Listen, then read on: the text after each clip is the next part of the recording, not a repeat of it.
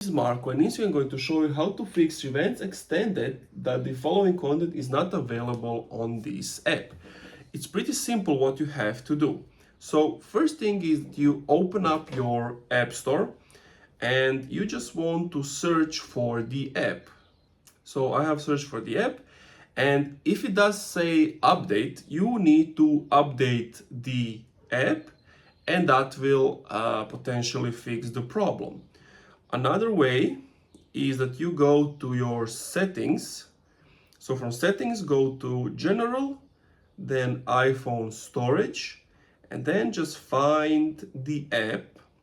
Once you found it, click on offload app, then click on offload app again. Now it will take a few moments to do it. Then click on reinstall the app, and then it's going to reinstall the documents and the data, and that should fix your problem. If you're still experiencing issues, I would recommend that you contact their customer support and they will help you out. So if this video helped you out, please subscribe, leave a comment and like. And also, if you're interested in Shopify, you can get it for only $1 your first month. Link in the description.